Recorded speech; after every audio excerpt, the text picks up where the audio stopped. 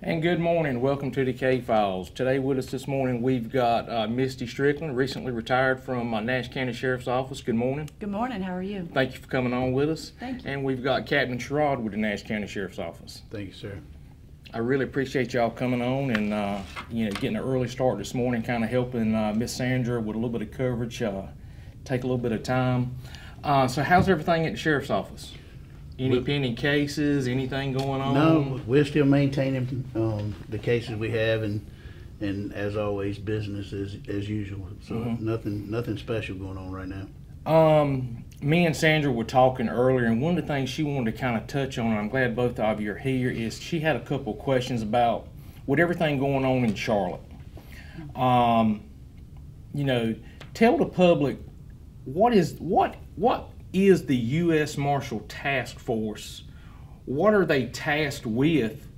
And because do y'all still have anyone? Not on the U.S. Marshals, we don't. Okay. We still have people in the task force, different task force, but not with the U.S. Marshals. I know, like with the patrol, we had like one with like the ATF. We had somebody like with the FBI, and right. I don't know that we had anybody with the U.S. Marshals. I'm sure we probably did. It's just not to my knowledge. So I'm not real familiar with it, but can either one of you kind of elaborate on that? It's the fugitive task force, so they're out getting the worst of the worst. The Right. team, if we have someone that we need to catch and they're very violent, that task force comes in. So they're dealing with the most violent. Okay. Right. Have y'all heard any details as to what happened in Charlotte, how it unfolded, anything like that you could share? I haven't heard anything yet. I know that the sheriff was talking with some of the guys up there that he was familiar with, but nobody's come out with nothing official or how they got there, why they were there, and things of that nature. But and Misty and I'm glad she's here today. If we're going to talk about this actually hits close to us. Yeah. We had Warren Sneak Lewis on the fugitive task force, and they were serving a warrant up in Kinston, and he was shot and killed. Yeah. So we know what that agency and that department's going through, because we've lived it firsthand. Yeah.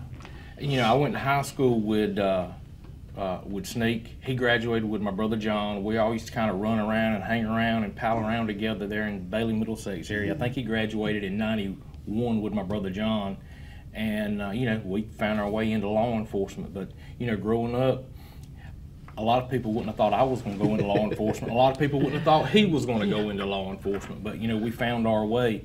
I remember where I was at when I found out that he had been killed. Yes. Yep.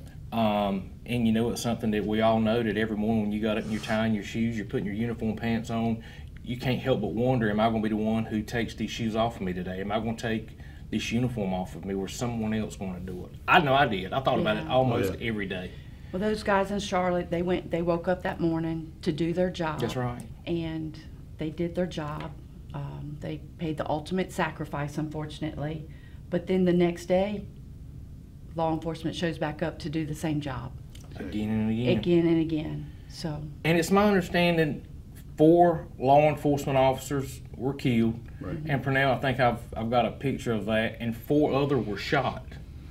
That's correct. It was a Those are violent the officers that were murdered, that were serving on the U.S. Marshal Task Force there in Charlotte. And like you say, they dealt with the worst of the worst criminal element.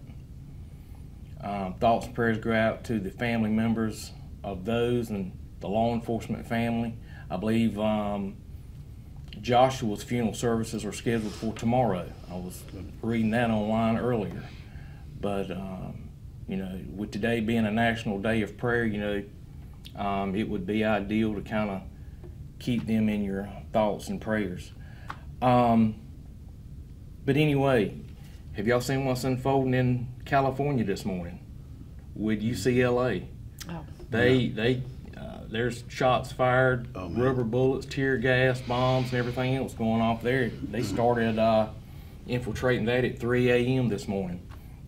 Just a lot of chaos going on everywhere. It's kind of Organized chaos. It is organized. You Organized stop chaos. and you look at these tents that pop up in New York, and the same tent, same color, same make, same model pops up in L.A. pops up at a college campus in Texas.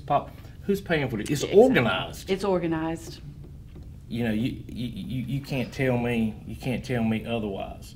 But anyway, any cases you want to talk about? Well, we'll talk about Travis Lynch. That's a case that I've actually worked in, and Major Strickland has been a part of that case as well. Travis went missing Christmas Eve 2003.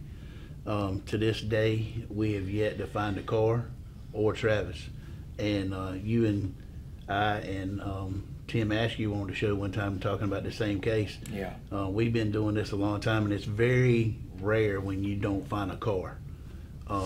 Usually you find it somewhere, or somebody else in another HCF find it where it's been burned up or stripped or something, but we hadn't got the first lead on where this car may be or Travis. We've worked this case since 2003 under Sheriff Jenkins. I actually worked this case for a whole summer. That was all I did for one whole summer, was work this case, and then Miste and Jeff Lucas worked it another year after I did, and so it's seen many eyes, but we just cannot get that one tip to get us to where we need to be. I think the biggest hindrance in this case, and you may agree, is the delay in response, because he was an adult male, and you are allowed to go do things and go on vacation and get lost without. So I think with it being Christmas Eve, and we really didn't pick up on it until several weeks later, and they had time to burn the trailer and things like that. So And the trailer burned twice, didn't twice, and so we have our theories. it? Yeah, I do too. Yeah, Yeah. but we just can't prove it yet. Yeah, I we do need that too. one I piece, have like you mine. said. So Yeah. we pretty much, I feel like we know what happened. Yeah.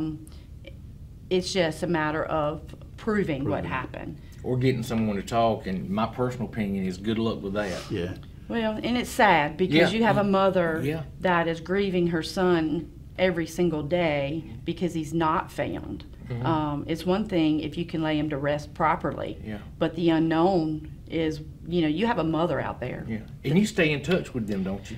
Jackie Somewhat, yeah. calls a lot, and I'm going to pick up the phone and talk to her because she needs that. Yeah. So throughout this time in my career with the sheriff's office, I've grown a friendship with her, and it's just sad because people do know what, Yeah. and they're just not willing to say anything.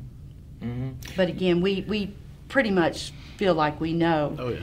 From what we found out through the investigation, what exactly occurred that evening, but it's proving it in court. Yeah.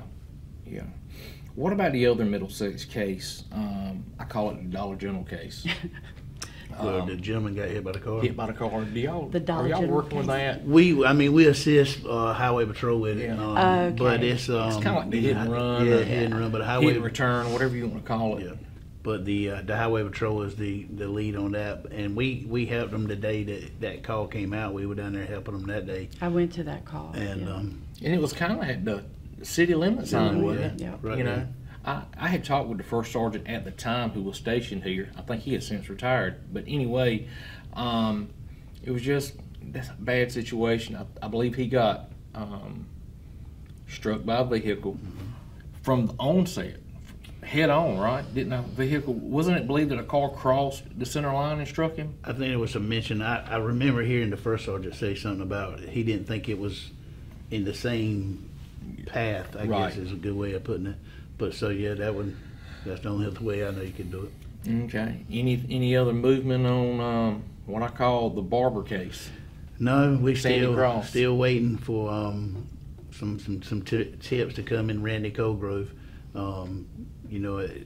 That just once again, as Major Strickland said, we think we know what happened, but just proving it in a court of law, it just we ain't got there, and so we still need that one tip to be able to get us where we need to be, and man, hopefully one day somebody will come forth with that tip, or one day somebody will get arrested and say, hey, look, I got some information on one of your cold cases, and Well, Major Strickland, have you ever been on the show before?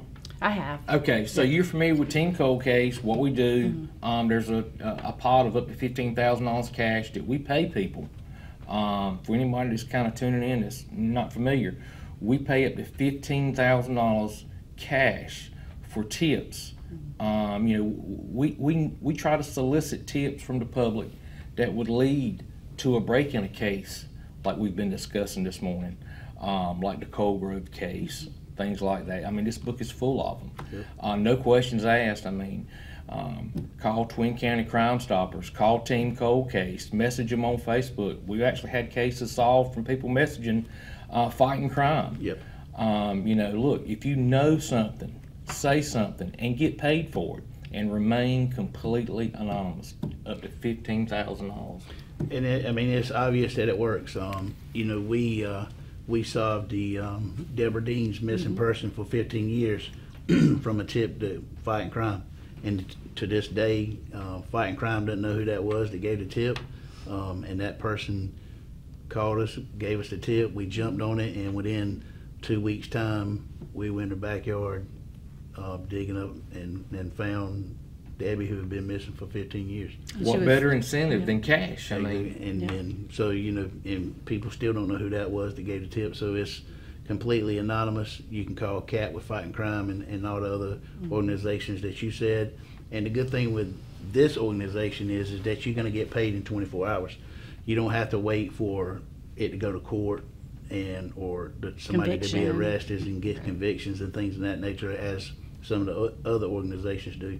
This one pays you based on the tip. If it helps law enforcement says, hey, we need to pay this amount of money. The board gets together, votes on it, and you get paid within 24 hours. I've always wondered that. That's something I had never really talked to Sandra about, or you.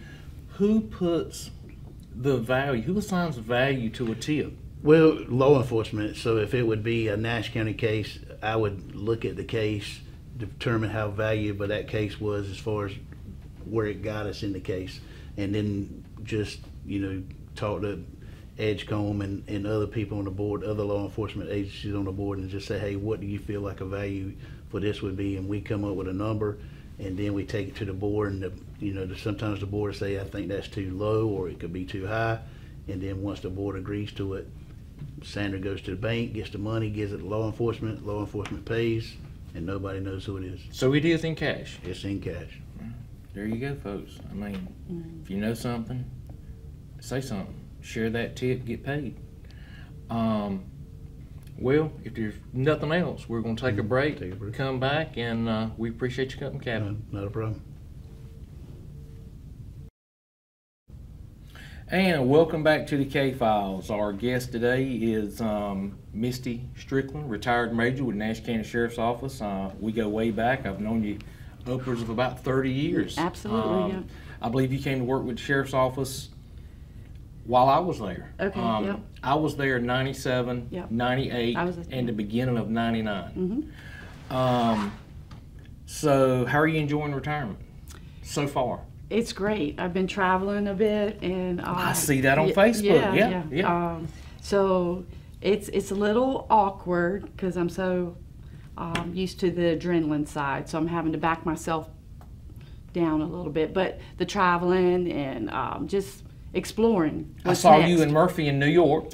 I took him. He retired in October, so we got a little group that's retiring together, and we stay in touch. And we went for 12 hours. Just to spend the day. Just to spend the day. Something different. How'd he like that? He loved it. We actually, Inspector Perry picked us up from the airport, and we got a tour of 1PP, their head department, and we went back scenes with their real life crime center, and he saw a lot of things that he has never seen. I've seen them before because of Quantico being at the FBI. They do a tour when we do our New York City trip. So it was amazing. That's how it started.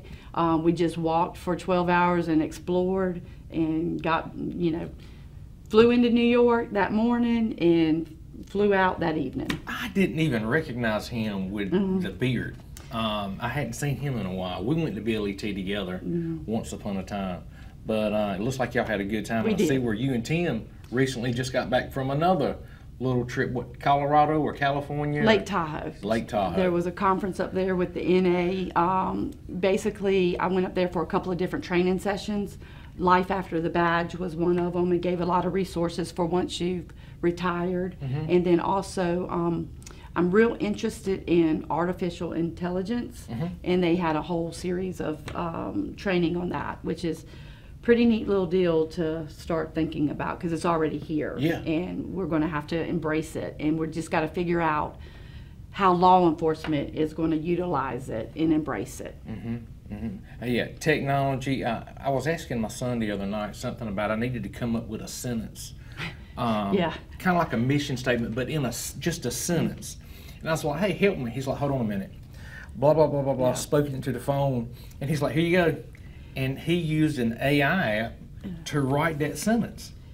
And it was on point. I mean, it was. It's scary. You can utilize it for the way we want to in a positive way, but criminals always take the same tools that we have and resources we have, and use it for criminal activity. So we've got to do a lot of training on it as law enforcement agencies and figure out, because it can have you on a series like this saying things that you would never say, and people just see that and they think you said it. Well, you know, when you get people together like Elon Musk and he says, look, the biggest thing that concerns him is AI. Yes. Or Hawkins, he's dead now, but highly intelligent man who said, look, something that you need to be afraid of is AI. Okay, these are highly intelligent people. Yep. It's like Pandora's box. Well, you had the who's who in law enforcement from California in one room, and they were scared of it. And the instructor was even, you have to be cautious with this, because what's put in, you got to define truth. So the gatekeepers to the information that's being put in, because whatever is put in is put out to the public. So it's interesting. It's going to A new day for law enforcement. Absolutely. I mean, it can write reports for you, just like you did with the little chat. Colleges are having a hard time with it because they can do writing papers. Oh. Or doing homework. Deep fake stuff, yes. Yeah, because now what he did literally, he did it in seconds. Seconds. Yep.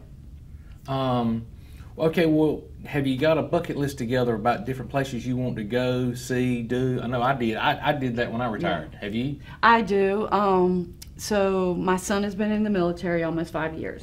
He's getting out May 11th. So great Mother's Day. 5 years. Yeah, almost 5 years, yeah. Wow. And so once he gets out, we're going to actually, do a family beach trip just for a week with my family, and just get to reconnect. And then him and I are going to start off June 18th. We're going to fly into France, and then it's called the Camino, and I'm so excited about this. It's like a pilgrimage.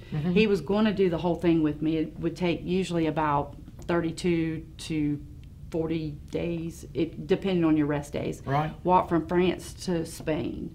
It's 500 miles. And everything that you have, you carry on your back. Wow. And so I'm excited about that, just to get that time alone with him and to catch up and get to know him again. But he has to leave early because as you know, he's joining the Highway Patrol. There you and go. He will swear in July 1st. That is good. That is good. We have one-way tickets right now. He'll have to figure out his days and to get back. But I don't know how long I'll be over there. I'm going to the cathedral in Santiago. Okay. In Spain. Right. And I see on Facebook where you've kind of started like a safety or consulting business. So Strickland training, Okay. in security. The security part is basically me doing a lot of different other things and consulting. But the corporate world, all my background is military and law enforcement. That's all I have to offer. Okay. So thinking on that, and that was why the training in Lake Tahoe was so good, because how do you take that background and put it into the corporate world? Because we do a lot of things in law enforcement that you wouldn't think that the corporate world needs, but they do, to check off their boxes. So training with the corporate world's on my list to do. Okay. The things that we take for granted in law enforcement, they need. See, I get a lot of calls from people who say, look, I need, can you provide security? And I say, look, I don't do that. Yeah, that's I do liability. truck transportation consulting. And they're like, well, what about, do you do, can you come to our business and do like a walk-through safety? I said, well, I don't do that, So there's a lot of avenues that you can, as with our background, law enforcement and military, because they do need that knowledge that we have, that we take for granted because we get trained up on it so much that it's just second nature to us. The checkoff sheets, the security, ideas for them, things like that. So now, any highlights in your career, anything that stands out, jumps out at you like, oh, that was a good time, that was a bad time, that was a happy time, that was a sad, anything that come to mind that you could share with the public? So I will tell you, my whole career has been a blessing. I'm very community oriented, and that's why I love being a Nash County deputy, because the deputy part gets back into the community. So my whole career has been amazing. The community has embraced me. Everybody loves you. I don't know about that. They do. I've been called some names. When you're doing your job, you might get, But no, the whole career has been amazing. It's given to me more than I could ever give back. I've been very blessed, very, very blessed. Okay, well, good. What positions did you hold? I know you made it to the rank of major, so you've pretty much... I've been all over every division, a couple of different times. Started off as an undercover narcotics agent, so the sheriff's office, most of them didn't even know. Only the narcotics team knew that I was hired. That's when you come on. While I was working, because I was like, who is this? Yes. So and I noticed you were with like Chris Young and different ones. So once the operation was over and we started the roundup, that's when most of the deputies knew that I was a deputy. Okay. Very interesting time. But I've been in narcotics 3 different times, been on patrol a couple of different times. School resource officer, Southern Nash junior and senior. That was an amazing time. Because if we can, I'm very drawn to the youth and our elderly. If we can pour into our youth and they know that you're genuine, the ROI on that is forever.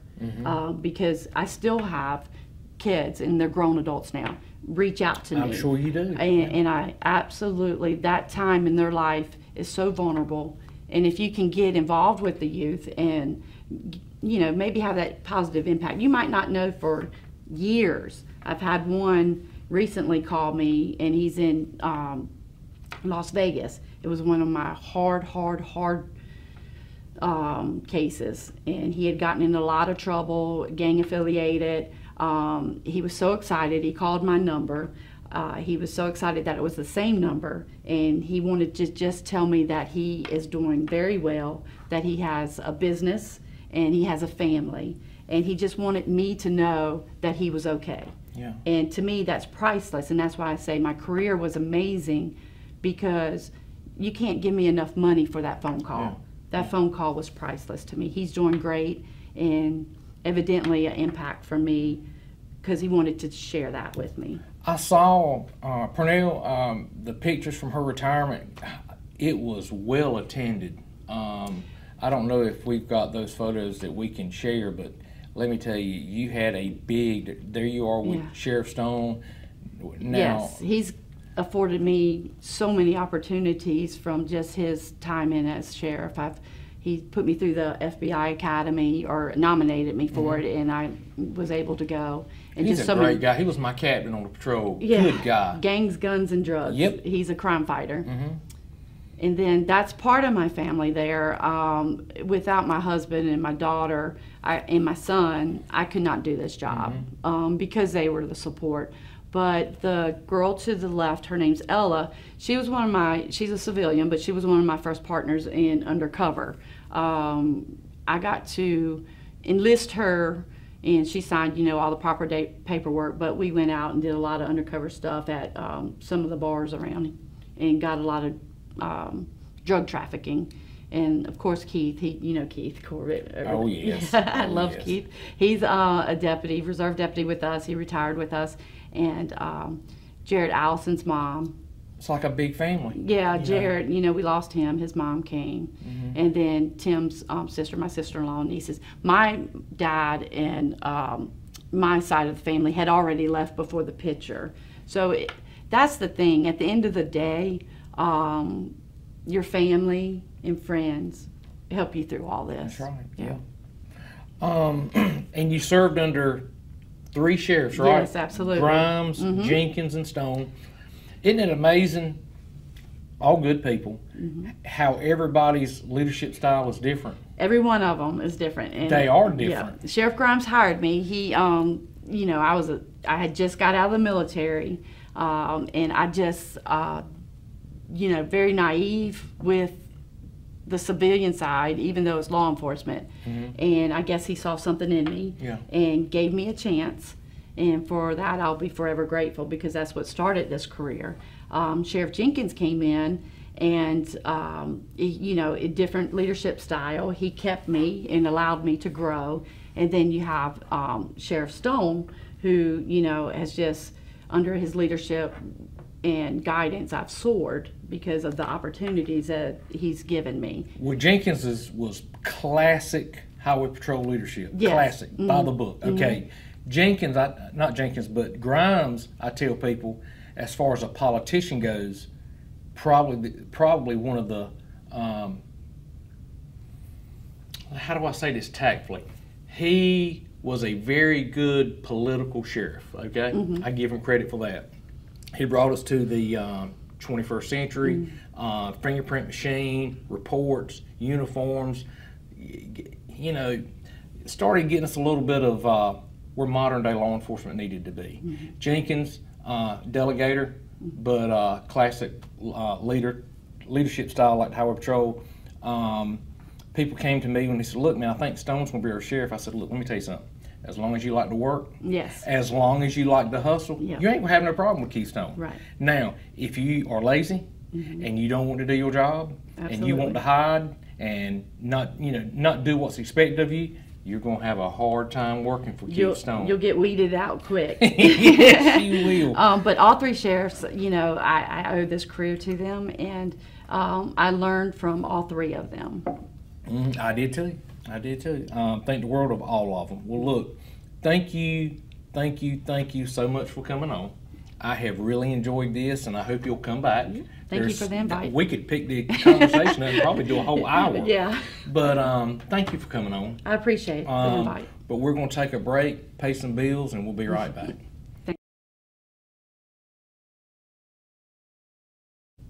And good morning, welcome back. We're going to kind of change gears a little bit. Want to introduce you to my oldest brother, Jerry Barnes Jr.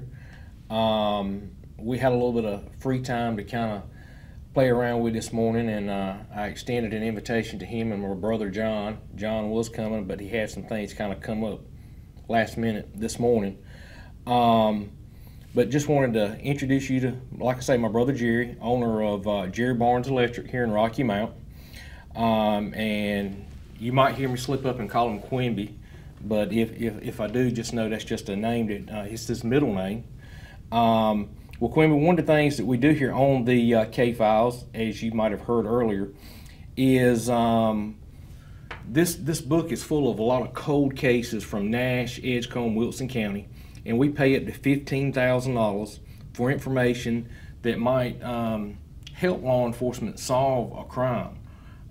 We try to encourage people, if they know a tip or have information that could provide useful information in solving a crime, to come forward and get paid cash. So that's typically what we do here on the K-Files. We work with Team Cold Case and partner with Fighting Crime on Facebook. Nash County Sheriff's Office typically comes on once a month. Edgecombe County Sheriff's Office. We have a particular Thursday that's assigned to Rocky Mount Police Department, and they have investigators or other members that'll come on and kind of share a hot and now case, or maybe a cold case, or something that they're trying to get movement in. But day in and day out, that's kind of where we're at. But look, I wanted to say thank you for coming on. I love you.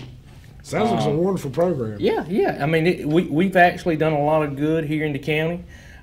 We've actually solved some crimes that were a cold case. I think we're about to have some movement and get a case solved that involved the murder of a former Nash County Commissioner, Jeff Cobb. Mm-hmm. Do you remember that? Bits and pieces. Yeah. Okay. So we've had some movement on that, and I would credit the show for it. I would credit Team Cold Case's efforts for that. But again, thank you for coming on. I'm sure there's a lot of people that's watching now that know you, know the name, know the business, Barnes Electric here in Rocky Mount. So let's talk about, from your point of view, let's talk about Rocky Mount. I know you grew up in the 70s, 60s and 70s. Where did y'all live? Your earliest memories of living here in Rocky Mount, where did you and... Well, originally we lived on Branch Street, but we weren't there long before we moved to Cokie Road. Stayed there for about 3 or 4 years. Then we moved to Blandwood, I'd say when I was about 9 years old, and stayed there till I started going to college at State. And talking about Rocky Mount back then, it's interesting that the textile and tobacco was such a big hold on Rocky Mount. Rocky Mount never went to sleep back then. There was still a lot of activity where Highway 301 went to Rocky Mount. And before they built 95 and even 301 bypass, all the traffic came through the Church Street area that was going north and south. And also the textile plants ran 24 hours a day. And so there were the downtown restaurants would be open. You could get on I'd ride my bicycle sometimes downtown in the middle of the night as I was an older teenager. And it was just as live as if it was, midday sometimes. I mean, the town just didn't sleep. And you just hear those textile plants running, at 2 o'clock in the morning, 3 o'clock in the morning. There was restaurants open, like I said. There was thousands of people working, all night long between the Burlington mills. I think Rocky Mount had 3 of those. At least 4 or 5 other textile plants in Rocky Mount running round the clock. I'm not sure they worked 7 days a week, but sometimes they'd work on Saturdays. But it was just a very thriving community. But so you're saying that Church Street was theoretically 95. 95. That's hard to imagine. So I'm sure there was traffic 24/7. I mean, restaurants, you could go to a number of restaurants. Then there was Strick's Truck Shop out there on 301 bypass when it came to live, which was been in the late 60s, early 70s, I think. And you had a lot of traffic, starting to skirt around that way. You had all these hotels up and down the road. And you had, but again, I just can't overemphasize how Rocky Mount just wasn't a city that went to sleep at night. Then you had the Emerson shops at the railroad. They were 24 hours a day, the textile plants, like I said again. And then when tobacco season come in, I mean, it was just a very, very busy very, very busy place to be, 24/7. Mm-hmm. And so even when I'd come home from college, I'd love to get on my bicycle, and this would have been in '76. There was still a lot of activity going on where you could ride my bike at 2 or 3 o'clock in the morning and just ride through downtown Rocky Mount and see signs of life everywhere. And I'm sure you probably weren't afraid of crime like you are today. I'm sure you wouldn't dare consider riding your bike downtown 1, 2, 3 o'clock in the morning today. No. It's hard for me to imagine heavy traffic like I-95 or something similar on Church Street in Rocky Mount. It's just hard for me to fathom that. That's where Central Cafe used to be, the big Masonic temple downtown. That's Church Street. Correct. So 24/7, kind of sort of heavy traffic overnight. Correct. All the time. All the time. Do you know, Dad was from around Wilson, Mom was from Bailey. Do you know what year they came to Rocky Mount? 59. 1959. And Dad started his business in... It technically started around 64, 65, but he didn't quit working with Domestic Electric till around 66, 67, and started doing it full time. Mm-hmm. There was about a year or two in there where he had both going, but his business had grown. the thing that put Dad in business was prior to the I would say 1970, homes didn't have central heating and air. You know, people had heat plants but didn't have central heating and air. And then all of a sudden, everybody wanted to have central air put in their houses, and their services weren't big enough. And just about every house in Rocky Mount had to be revisited and have their electrical services increased in size. Yeah. And I mean, there were times we were doing 2 or 3 of them a day, changing the services from 100 amp or 60 amp to 200 amp and wiring the air conditioning units. And when somebody would see one getting done, we'd have to do the one across the street and then the one right down. They wanted it. They wanted. I mean, it was unreal. I didn't think we were ever in. I mean, it went on for years.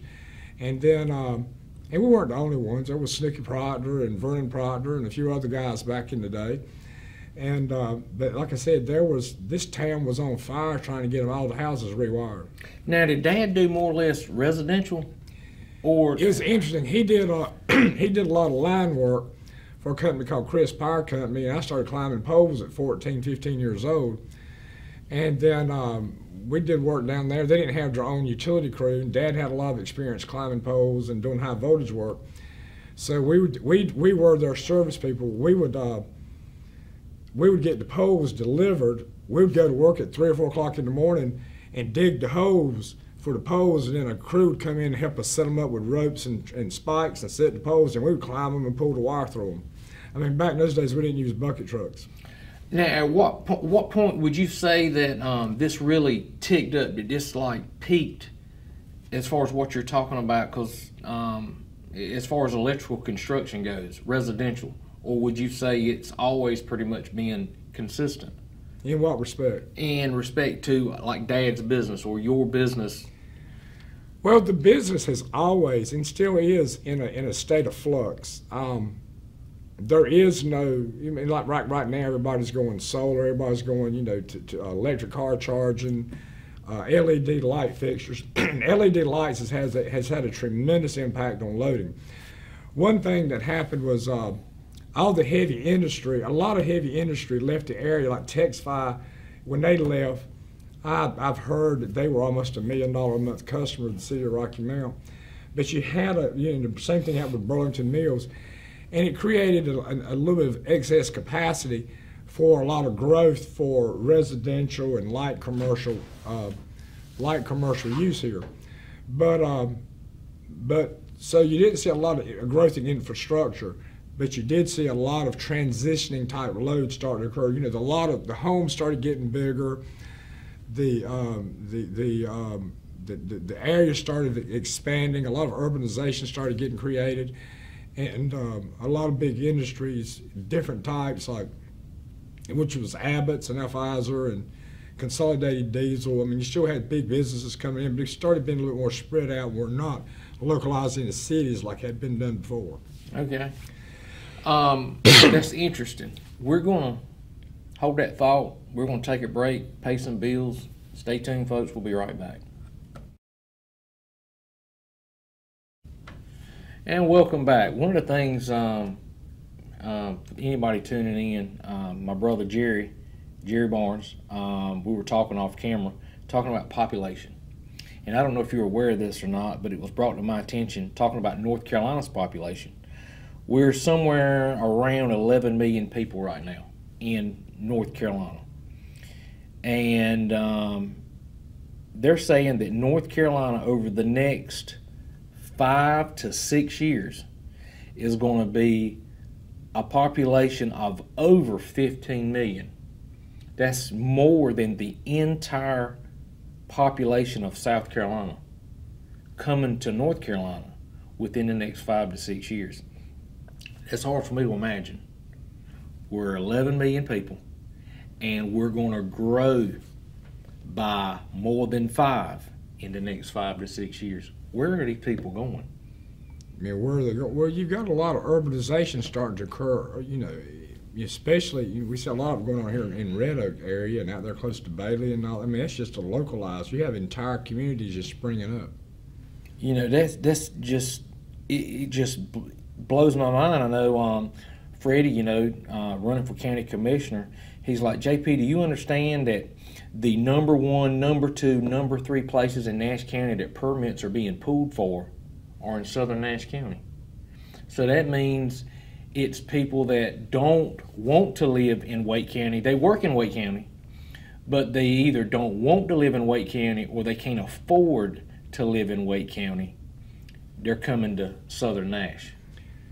This area has the benefit of both geography and a little bit of economics. Let me give an example. I remember going on a camp out with the Boy Scouts a number of years ago, and it was a good mixture of people who had recently moved to the area, and the dads were sitting around at a campfire, and we were talking and just trading stories. Some of them were here from New York, New Jersey, a number of them from Maryland, and we just got looking around and realized that a third to half were local people who had been here for a while, and the other so were people had been moved in the area over the most recent 4 or 5 years, and we just got to talking and said, how did you make the decision to move in Rocky Mount? One of them in particular said his wife came down here and found the area and found a house, and they just moved to Rocky Mount because when you're going north and south, they had gone to Florida and they'd gone to other places and stuff, traveling, and you realized that Rocky Mount was a good halfway stopping off point. And also from Rocky Mount, you can go to the mountains or you can go to the beach. True. And he said, and I said the cost of living here is pretty economic. You can buy a good little piece of land, a nice house, and find a good job if and then at the same time, if you want to go somewhere, you don't have to travel far to go there. Good shopping in Raleigh, if you want to go to a great old big, store area, and good jobs are still, like I said, local here. But so geography there. And also if you go much more east of here, you start running into issues with the sounds, the water inlets coming into Pamlico and all that. So as you go east, the north-south routes become a little bit more difficult to make. So 95 is as far east you have with an interstate highway. So you have the north-south interstate, which is a major vein of traffic. And then you have, in this area, it'd be 64, Wilson would be 264. And that's your excuse me, that was north-south, and this would be the east-west. So Rocky Mount's really got a bullseye, and I guess that's one reason why DMV chose this spot. The intermodal, people chose this. North Carolina has always been the crux of a transportation. Matter of fact, if you go back to the history of Rocky Mount, and you were to go and have put in, 100 years ago, 150 years ago, a boat in the Pamlico Sound and had paddled it upstream, Rocky Mount is pretty much where you had to stop. Because, that's when the rocks in the river got in your way. And you could pretty well tell somebody when they got in the river and paddled upstream, when you got to the Rocky Mound, you'd have to do something else. Rocky Mount. That's right. And it happens on all the cities east of, all the cities that have sounds, all of them built cities right where those Rocky Mounds occur. So they have in Roanoke Rapids. So what happens is it's also the furthest down you can go and build a dam to not impede water traffic. Because, you can't build one, further east from Rocky Mount. Otherwise, you're right. So Rocky Mount, gets a dam.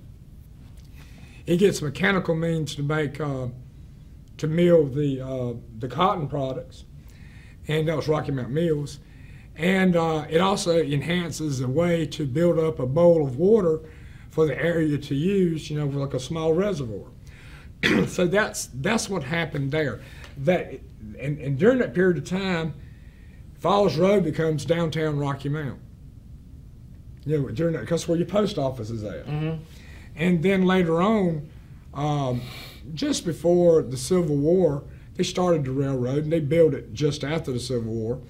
The railroad comes to Rocky Mount, and the activity that was on Church Street, and at the time, I think the area on Church Street and the mill people were actually two separate communities, and somewhere in there they become part of Rocky Mount. But the railroad track becomes the center of economic activity then, and you see all the buildup that happens during that period of time.